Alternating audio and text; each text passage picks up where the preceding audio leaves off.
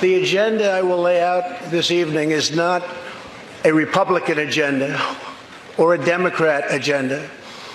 It's the agenda of the American people. Many of us have campaigned on the same core promises to defend American jobs and demand fair trade for American workers, to rebuild and revitalize our nation's infrastructure, to reduce the price of health care and prescription drugs, to create an immigration system that is safe, lawful, modern, and secure, and to pursue a foreign policy that puts America's interest first, together to seize it.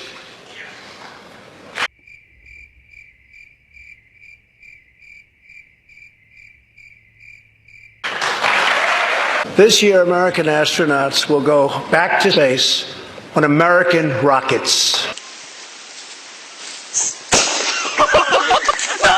When you get down to it, there's nothing anywhere in the world that can compete with America. But we must reject the politics of revenge, resistance, and retribution, and embrace the boundless potential of cooperation, compromise, and the common good.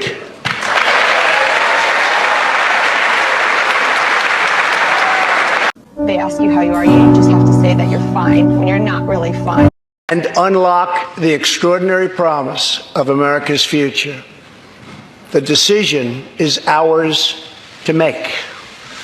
We must choose between greatness or gridlock, results or resistance, vision or vengeance, incredible progress or pointless destruction. Tonight, I ask you to choose greatness.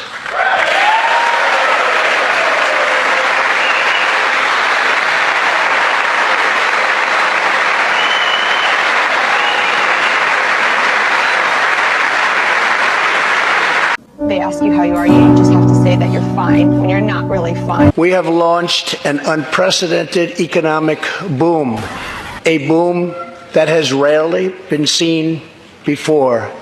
There's been nothing like it. Honey, you've got a big storm coming. Far and away the hottest economy anywhere in the world, not even close.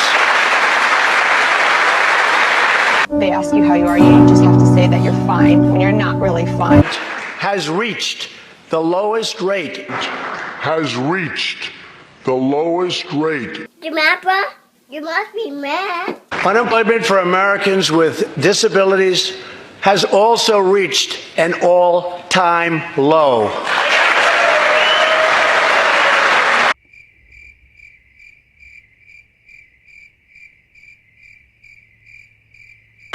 We eliminated the very unpopular Obamacare individual mandate penalty.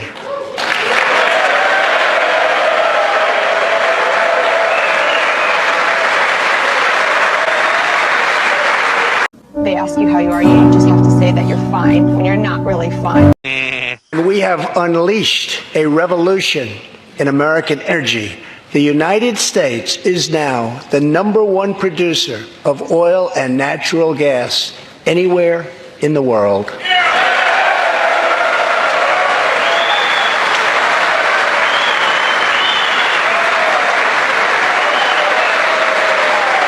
Our economy is the envy of the world.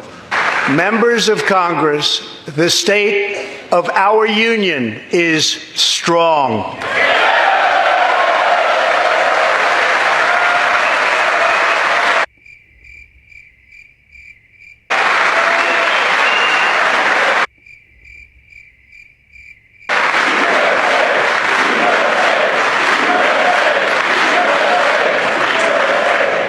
That sounds so good.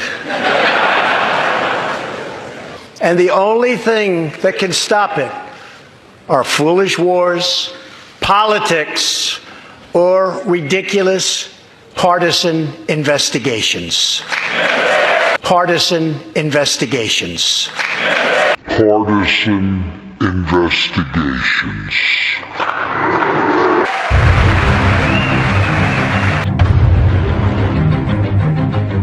Cooperation can start with finally confirming the more than 300 highly qualified nominees who are still stuck in the Senate, in some cases years and years waiting. Not right. Now is the time for bipartisan action. Believe it or not, we have already proven that that's possible. Congress has 10 days left to pass a bill that will fund our government, protect our homeland, and secure our very dangerous southern border. Now is the time for Congress to show the world that America is committed to ending illegal immigration and putting the ruthless coyotes, cartels, drug dealers, and human traffickers out of business.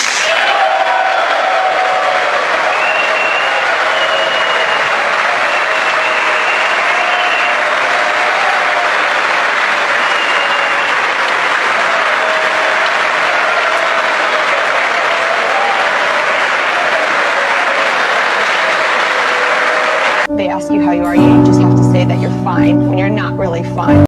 I have ordered another 3,750 troops to our southern border to prepare for this tremendous onslaught. This is a moral issue. The lawless state of our southern border is a threat to the safety, security, and financial well-being of all America. We have a moral duty to create an immigration system that protects the lives and jobs of our citizens. This includes our obligation to the millions of immigrants living here today who followed the rules and respected our laws. Legal immigrants enrich our nation and strengthen our society in countless ways.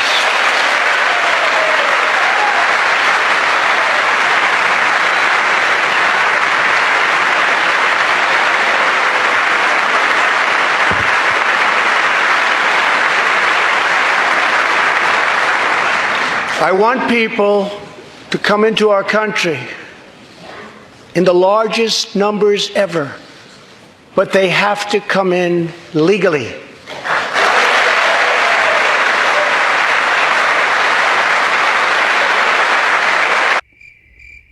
Wealthy politicians and donors push for open borders while living their lives behind walls and gates and guards.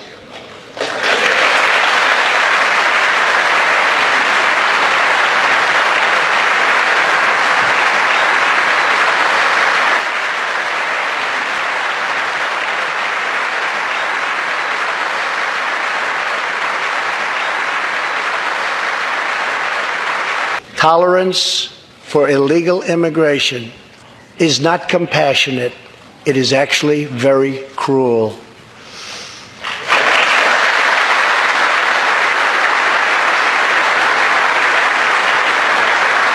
One in 3 women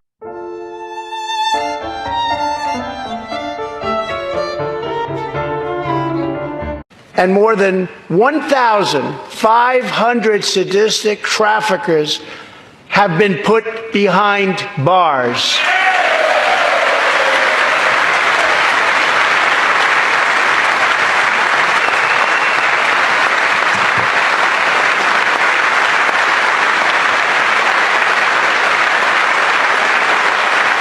We will always support the brave men and women of law enforcement, and I pledge to you tonight that I will never abolish our heroes from ICE.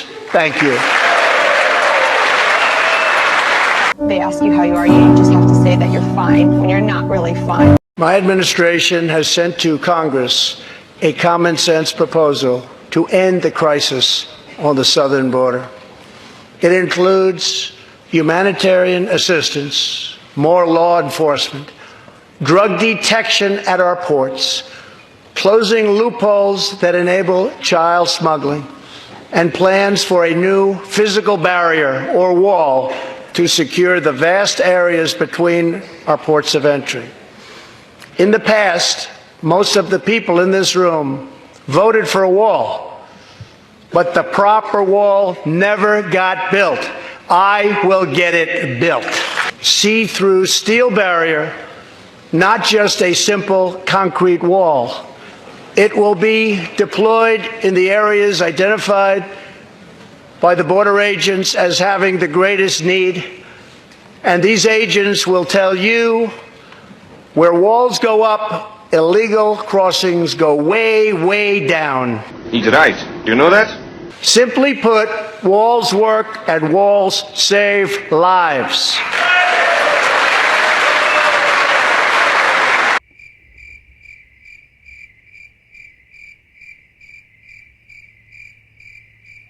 No one has benefited more from our thriving economy than women, who have filled 58% of the newly created jobs last year.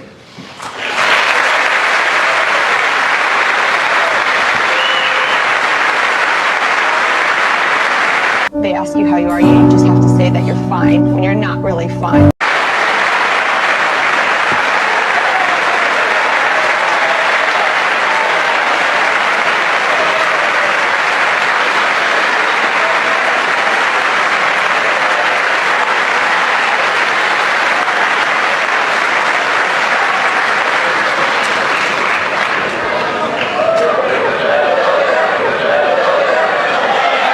Weren't supposed to do that. Thank you very much. Allahu Akbar! That we have more women in the workforce than ever before.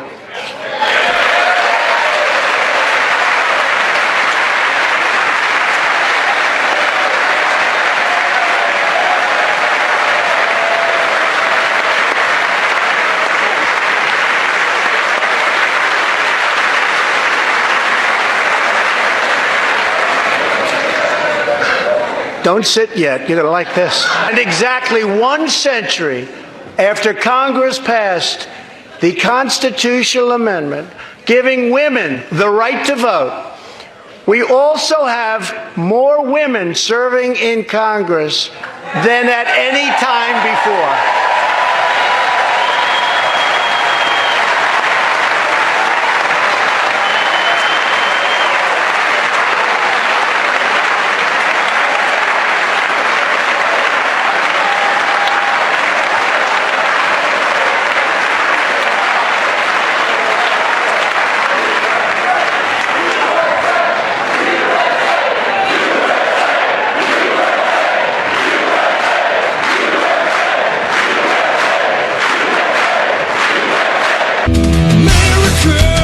One priority is paramount: reversing decades of calamitous trade policies. So bad. We are now making it clear to China that after years of targeting our industries and stealing our intellectual property, the theft of American jobs and wealth has come to an end. They took our jobs! They took your jobs! They took your jobs too! Now our Treasury is receiving billions and billions of dollars.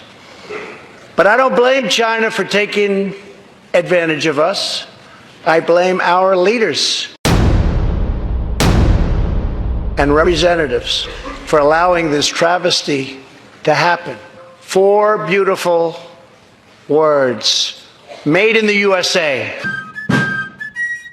Tonight I am also asking you to pass the United States Reciprocal Trade Act, so that if another country places an unfair tariff on an American product, We can charge them the exact same tariff on the exact same product that they sell to us. Major priority for me and for all of us should be to lower the cost of health care and prescription drugs and to protect patients with pre-existing conditions.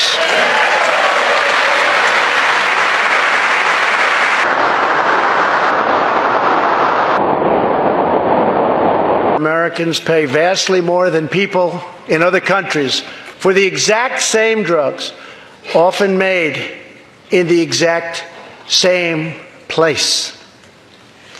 This is wrong, this is unfair, and together we will stop it. If you're doing it, stop it. I'm also proud to be the first president to include in my budget a plan for nationwide paid family leave so that every new parent has the chance to bond with their newborn child. Lawmakers in New York cheered with delight upon the passage of legislation that would allow a baby to be ripped from the mother's womb moments from birth.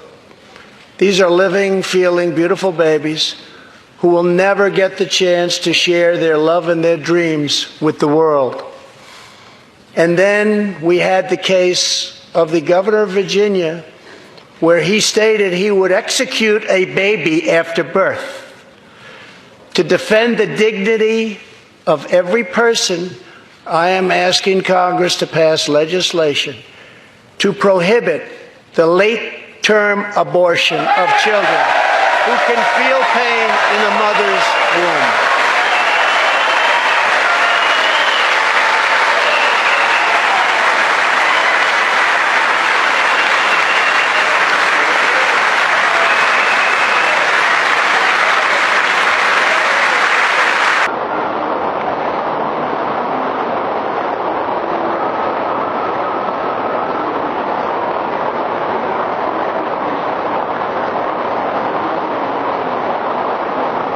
Let us work together to build a culture that cherishes innocent life.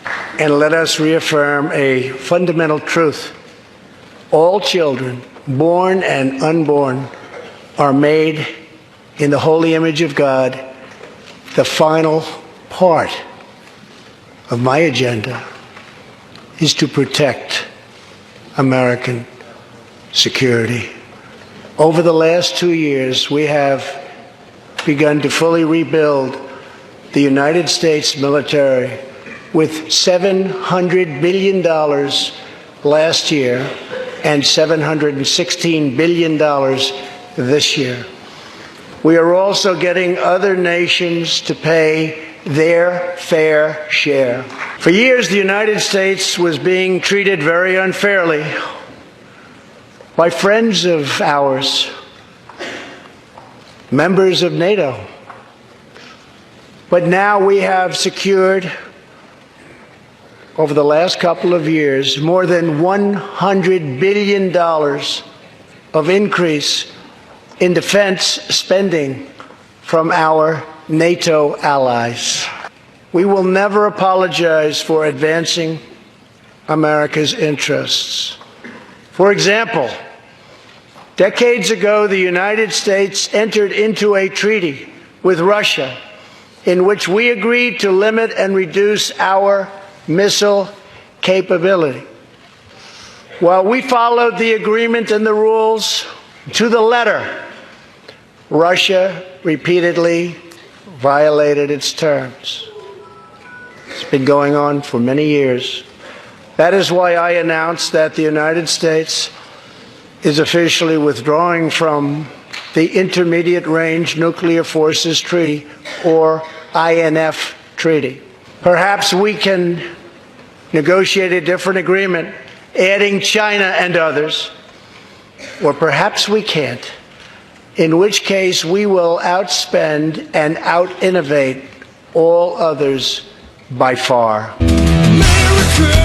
If I had not been elected President of the United States, we would right now, in my opinion, be in a major war with North Korea. Chairman Kim and I will meet again on February 27th and 28th in Vietnam. 2 weeks ago, the United States officially recognized the legitimate government of Venezuela. We are alarmed by the new calls to adopt socialism in our country.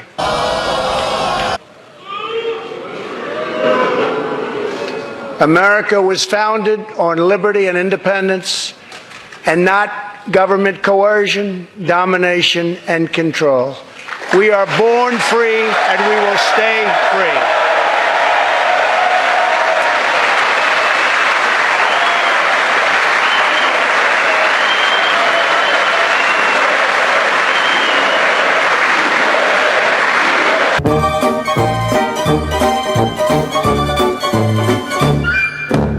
Tonight, we renew our resolve that America will never be a socialist country.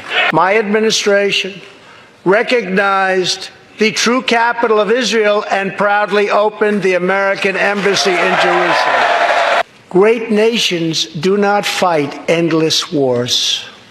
Today, we have liberated virtually all of the territory from the grip of these bloodthirsty monsters. I have also accelerated our negotiations to reach, if possible, a political settlement in Afghanistan. The opposing side is also very happy to be negotiating. In Afghanistan, my administration is holding constructive talks with a number of Afghan groups, including the Taliban. As we make progress in these negotiations, we will be able to reduce our troops' presence and focus on counterterrorism, and we will indeed focus on counterterrorism. We do not know whether we'll achieve an agreement, but we do know that after 2 decades of war, the hour has come to at least try for peace, and the other side would like to do the same thing. It's time. Above all, friend and foe alike must never doubt this nation's power and will to defend our people. No matter the challenges to come, we must go forward together. We must keep America first in our hearts. We must keep freedom alive in our souls. And we must always keep faith in America's destiny. That one nation, under God, must be the hope and the promise and the light and the glory among all the nations of the world. Thank you, God bless you, and God bless America. Thank you very much.